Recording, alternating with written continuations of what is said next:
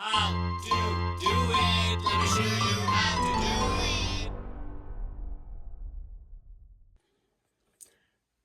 Hi guys, in this video I'm going to be showing you how you can update your Yamaha receiver, and in this case this is a model RXV775, but this method applies to pretty much all the Yamaha receivers. So if you have similar buttons, most likely it's going to work in your case. So in my case, I already have a blue line connected. This is not a Wi-Fi receiver. Well, it does or can connect to a Wi-Fi with the proper module, but this one I don't have the Wi-Fi module, so sometimes it's just better to connect a direct line from your cable modem.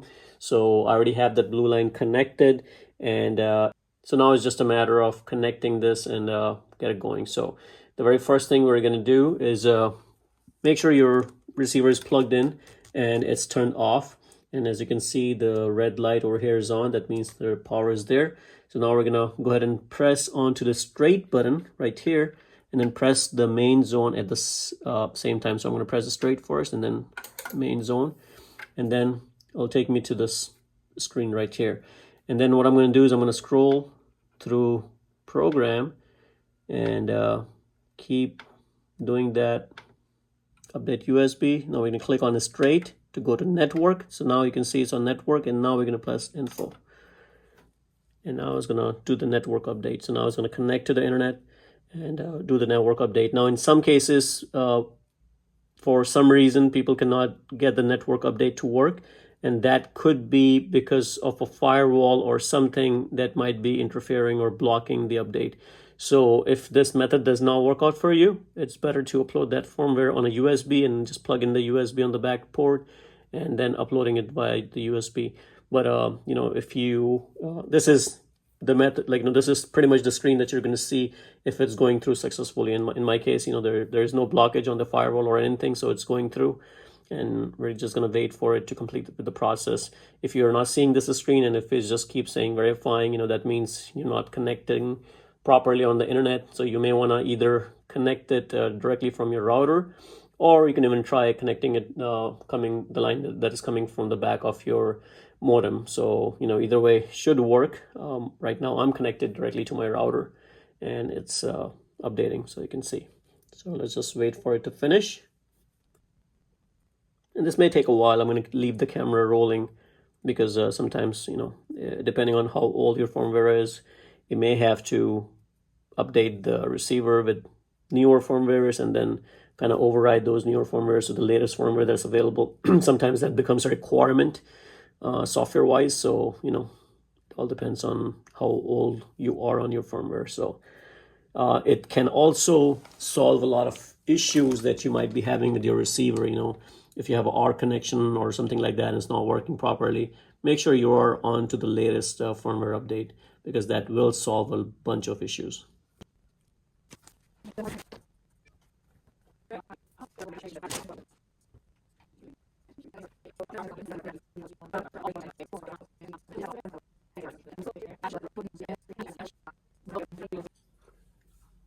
Okay, so now you can see the update is successful, and right now it's asking us to power off. So once you're done with the update, you're most likely going to get something like this, and then now we're going to turn this off, and we're going to turn it back on, and it should be on the latest firmware now.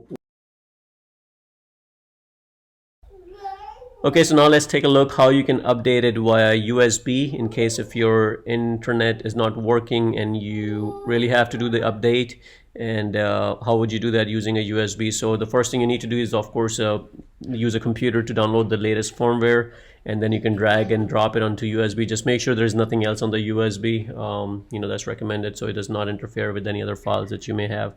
So just put the firmware on there, and then you're going to take that USB and plug it on the back side of the USB of this particular receiver, and once you have it plugged in, then we're going to go into the process of getting into the USB mode and then initiating that USB update, and that strictly reads that USB that you have inserted and the file that's on there, and then we're going to do that update using the same setup that we did, kind of similar. So just make sure it's powered on, the light is on, and then let's get into the setup. So now we're going to go ahead and press onto the straight button right here, and then press the main zone at the same time. So I'm going to press the straight first and then main zone, and then it'll take me to this screen right here.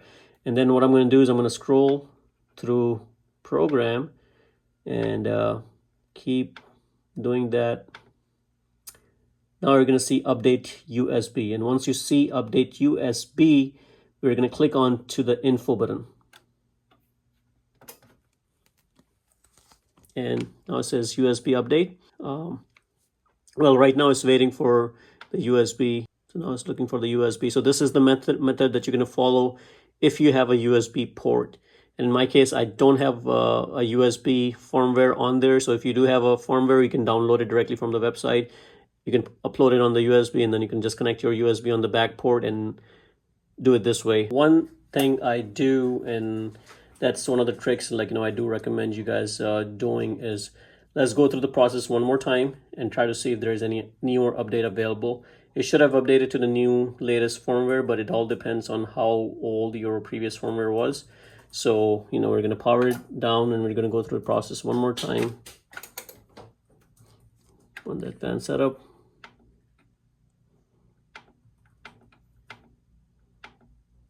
Update USB, press straight, network, and press info. And now let's have it go through the process and just check for us to make sure there is no other update that is pending and did not complete. But if it's already up to date, it's just going to let us know.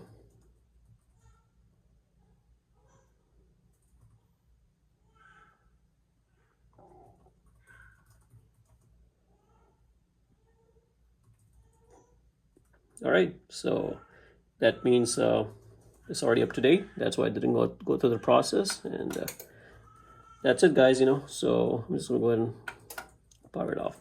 So hopefully this video helps you guys set up and update your Yamaha receivers. And if you like the video, please subscribe to my channel and like the video. Thank you.